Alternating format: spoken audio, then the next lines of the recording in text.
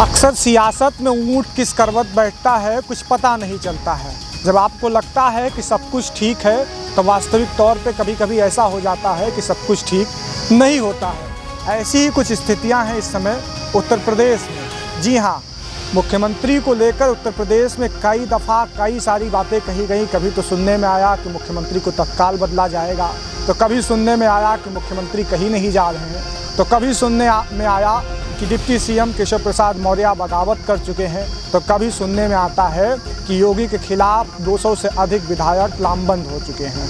उत्तर प्रदेश के मुख्यमंत्री जिन पर अक्सर आरोप लगते रहे हैं कि वो अपनी मनमर्जी का काम करते हैं, किसी की सुनते नहीं हैं, तमाम सारी चीज़ें, तो इसी को लेकर पिछले 10 दिनों से उत्तर प्रदेश के भाजपा कार्यालय में एक बड़ी गहमा गहमी मची हुई थी। बड़े बड़े राष्ट्रीय संगठन के नेताओं का आना, उनका चर्चा करना और फिर एकदम से ऐसी असाधारण सी स्थिति बन जाना कि जैसे लगे कि कुछ होने वाला ही नहीं है। बीएल संतोष का लखनऊ आना, उसके बाद तमाम सारे नेताओं से अलग अलग मुलाकात करना।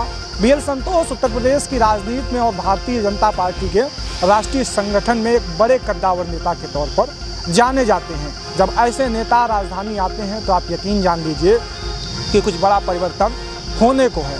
तो इसी तरह सुनील बंसल का दिल्ली जाना, दिल्ली से फिर उत्तर प्रदेश आना, और फिर आज एक बड़ी कवायद देखने में आई है कि उत्तर प्रदेश के प्रभारी राधा मोहन सिंह आज उत्तर प्रदेश में आए। इन्होंने गवर्नर से मुलाकात की। सूत्रों की माने तो एक बंद लिफाफा भी गवर्नर को सौंपा गया। बाद में जब प्रेस ने उनसे बात करने की कोशिश की तो राधा मोहन सिंह का कहना था कि राज्यपाल साहिबा हमारी पुरानी सहयोगी हैं, जानने वाली हैं, तो मुलाकात का मन हुआ तो हमने उनसे मुलाकात कर ली।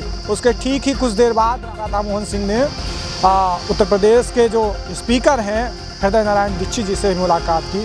जब दीक्षित जी से पूछा गया इस संदर्भ में क्या कैबिनेट में कोई फेरबदल होने वाला है या फिर कोई बड़ी अटकलें, तो दीक्षित जी ने भी साफ कहते हुए इसको इस तरीके से घुमा दिया कि राधा मोहन सिंह जी हमसे काफ़ी दिनों से मिलना चाह रहे थे, हम लोग एक पुराने व्यवहारिक के टाइप पे हैं, तो वैसा कुछ नहीं लग रहा है। लेकिन असल मायने में उत्तर प्रदेश के राजनीतिक समीकरण तो अपने आप में बहुत कुछ कहते हुए नजर आ रहे हैं। लोगों का तो ये भी कहना है और बीजेपी के कई सारे बड़े स्तर के नेता भी ये कहते हैं कि मुख्यमंत्री से आला कमान यानी जयप्रकाश नड्डा जैसे बड़े लोग भी नाराज़ हैं।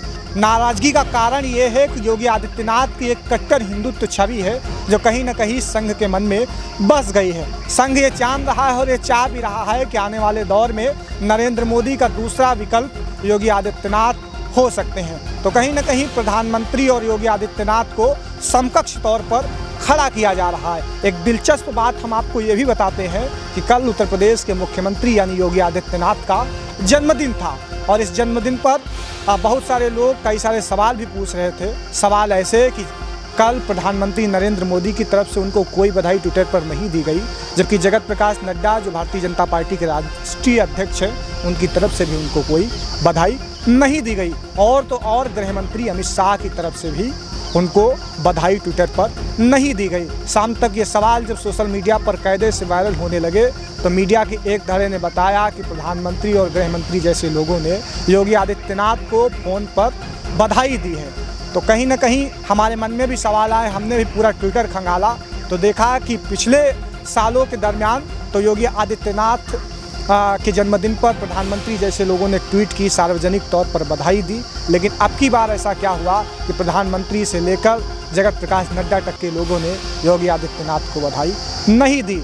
आए दिनों ये योगी आदित्यनाथ पर सवाल उठते रहते हैं कि यहाँ का उत्तर प्रदेश का शासन उनके वश में है, उन्होंने ऐसा कर रखा है कि अधिकारी ही सरकार चला रहे हैं। ये सिर्फ लोगों का ही नहीं कहना है बल्कि उत्तर प्रदेश सरकार के कई मंत्रियों का, कई विधायकों का, जो अक्सर योगी के खिलाफ कहते रहते हैं। हाल ही में सीतापुर के एक विधायक थे राकेश राठौर, उन्होंने तो खुले तौर पर सरकार पर आरोप प्रत्यारोप कहा इस सरकार में विधायकों की सुनता कौन है। तो इसी तरह केंद्र से कई सारे अधिकारियों को, कई सारे राष्ट्रीय प्रभारियों को उत्तर प्रदेश की नब्ज टटोलने के लिए भेजा गया था। कहीं ना कहीं अब की बार योगी आदित्यनाथ की वो छवि हो चुकी है कि योगी आदित्यनाथ को बीजेपी नकार भी नहीं पा रही है और अगला चुनाव उनके नाम पर लड़ना भी नहीं चाह रही। लेकिन बीते दिनों ये साफ हुआ जब बीएल संतोष यहाँ पर गए तो उन्होंने एक के बाद एक कई सारे ट्वीट किए मुख्यमंत्री की तारीफ में। तो कहीं ना कहीं संघ और बीजेपी ये जताना चाह रही है कि वो योगी आदित्यनाथ से प्रसन्न है, लेकिन इस तरह बड़े शीर्ष नेताओं की नाराज़गी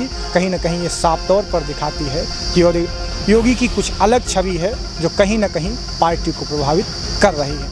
कोरोना काल में भी योगी आदित्यनाथ की छवि कहीं न कहीं ठीक ठाक नहीं हुई। कोरोना काल में जैसे उत्तर प्रदेश की तस्वीरें देश और दुनिया में गई, उन्होंने कहीं न कहीं सरकार की छवि को धूमिल ही किया था। तो ये था उत्तर प्रदेश की सियासत से जुड़ा हुआ कुछ मानचित्र जो हमने आपको समझाने का प्रयास किया।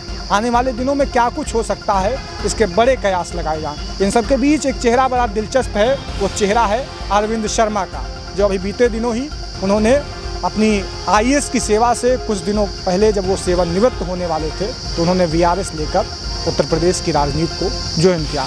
जानकारों का कहना है कि वो प्रधानमंत्री नरेंद्र मोदी के बहुत करीबी हैं और नरेंद्र मोदी ये चाहते थे कि योगी के प्रभाव को अगर थोड़ा सा कम करना है तो अरविंद शर्मा जैसे हमारे विश्वस्त लोग उत्तर प्रदेश की राजनीति में दाखिल हों।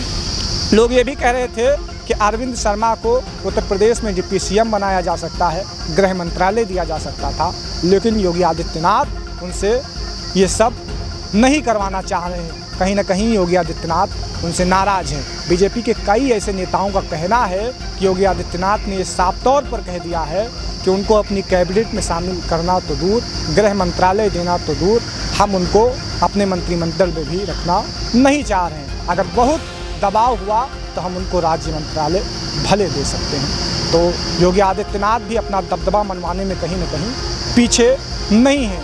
लोगों का कहना है कि योगी आदित्यनाथ के नाम पर ये चुनाव नहीं जीता गया था, ये चुनाव जीता गया था नरेंद्र मोदी के चेहरे पर। अब आगे क्या कुछ होता है, 2022 की राजनीति के जो पत्ते होते हैं वो कैसे सेट किए जाते हैं, ये बीजेपी का आला शीर्ष कमान ही तय करेगा। मेरा नाम आयुष तिवारी है और आप वॉक्सी टॉक्सी हिंदी को देखें।